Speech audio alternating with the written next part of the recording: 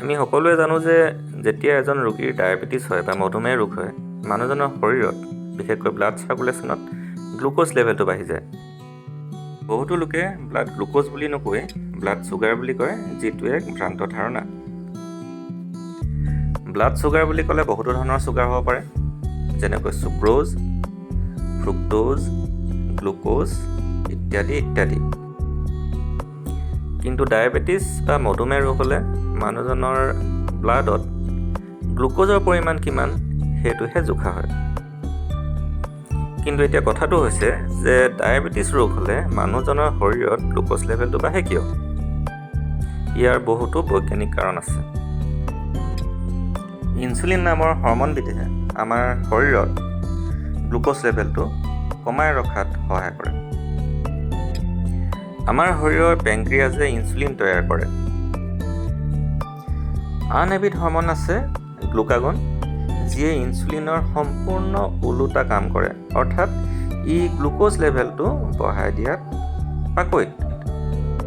মই যদি অতি সাধাৰণ ভাষাত কওঁ, এই দুয়োবিধ হৰম'ন অৰ্থাৎ ইনচুলিন আৰু গ্লুকাগনে বুজাবুজিৰ মাজেৰে কাম কৰি থাকে। পেংক্ৰিয়াজৰ এবিধ কোষ আছে অৰ্থাৎ চেল আছে, যিবিলাকৰ পৰা ইনচুলিন নিৰ্গত হয়, আৰু সেই চেলবিলাক বা কোষবিলাকৰ নাম হৈছে বিটা চেল। এই বিটা চেলবিলাক যদি কোনো কাৰণত ধ্বংস হয় বা নষ্ট হয়, সেই সময়ত আমাৰ শৰীৰে নিজৰ যিখিনি দৰকাৰী ইনচুলিন, সেই ইনচুলিনখিনি নাপায়, কাৰণ পেংক্ৰিয়াজে সেই ইনচুলিনখিনি নিৰ্গত কৰিব নোৱাৰে। কিন্তু কিছুমান ৰোগীৰ ক্ষেত্ৰত দেখা যায়, মই ডায়েবেটিছ ৰোগীৰ কথা কৈছোঁ, তেওঁলোকৰ শৰীৰত যদি আমি ইনচুলিনৰ পৰিমাণটো জোখোঁ, তেনেহ'লে আমি দেখিম যে ইনচুলিনটো সম্পূৰ্ণ নৰ্মেল লেভেলত আছে। তেনেহ'লে সেই ক্ষেত্ৰত সেই মানুহজনৰ গ্লুক'জ লেভেলটো কেনেকৈ বাঢ়িছে? এইসকল ৰোগীৰ ইনচুলিন লেভেল যদিও নৰ্মেল, তেওঁলোকৰ ইনচুলিনৰ কাৰ্যক্ষমতা কম। বহুতো ক্ষেত্ৰত ইনচুলিন ৰেজিষ্টেঞ্চ হয়। ডায়েবেটিছ হোৱা অন্য এটা কাৰণ হৈছে জেনেটিক কাৰণ, অৰ্থাৎ পিতৃ মাতৃৰ ডায়েবেটিছ থাকিলে সেই ৰোগ তেওঁলোকৰ নেক্সট জেনেৰেশ্যনলৈ যাব পাৰে। কিছুমান ঔষধেও ব্লাড গ্লুক'জ লেভেল বঢ়াব পাৰে। আমাৰ শৰীৰত থকা কিছুমান এনজাইম ডেফিচিয়েঞ্চি হ'লে বা এনজাইমৰ পৰিমাণটো কমি গ'লেও ডায়েবেটিছ হ'ব পাৰে। প্ৰসূতি অৱস্থাও ডায়েবেটিছৰ এক কাৰক হ'ব পাৰে। আমাৰ দুয়োটা কিডনীৰ ওপৰত অন্য এবিধ গ্লেণ্ড থাকে, যাক কোৱা হয় এড্ৰিনেল গ্লেণ্ড, আৰু এই এড্ৰিনেল গ্লেণ্ডৰ পৰা এবিধ হৰম'ন নিৰ্গত হয়, যাক কোৱা হয় গ্লুক'কৰ্টিকইড। এই গ্লুক'কৰ্টিকইড হৰম'নবিধৰ পৰিমাণ যদি আমাৰ শৰীৰত বাঢ়ি যায়, তেনেহ'লে আমাৰ শৰীৰত ব্লাড গ্লুক'জৰ লেভেলটো বাঢ়ি যায়।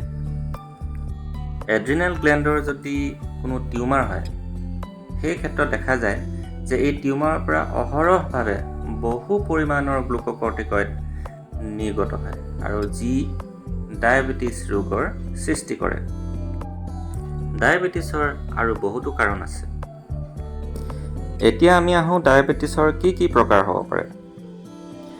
ডায়েবেটিছৰ বহুতো প্ৰকাৰ হ'ব পাৰে, কিন্তু সচৰাচৰ আমি শুনি থকা দুবিধ ডায়েবেটিছ হৈছে টাইপ 1 ডায়েবেটিছ আৰু টাইপ 2 ডায়েবেটিছ। টাইপ 1 ডায়েবেটিছত পেংক্ৰিয়াজৰ বিটা চেলবিলাক নষ্ট হৈছে, আৰু যাৰ ফলত ইনচুলিনৰ পৰিমাণটো কমি গৈছে। আৰু টাইপ 2 ডায়েবেটিছ হৈছে য'ত ইনচুলিনৰ কাৰ্যক্ষমতা কমি গৈছে অথবা ইনচুলিন ৰেজিষ্টেঞ্চ হৈছে।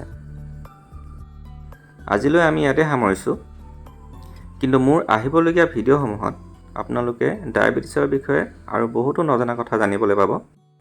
সেয়ে মোৰ চেনেলটো আপোনালোকে ছাবস্ক্ৰাইব কৰিবলৈ নাপাহৰিব। ধন্যবাদ।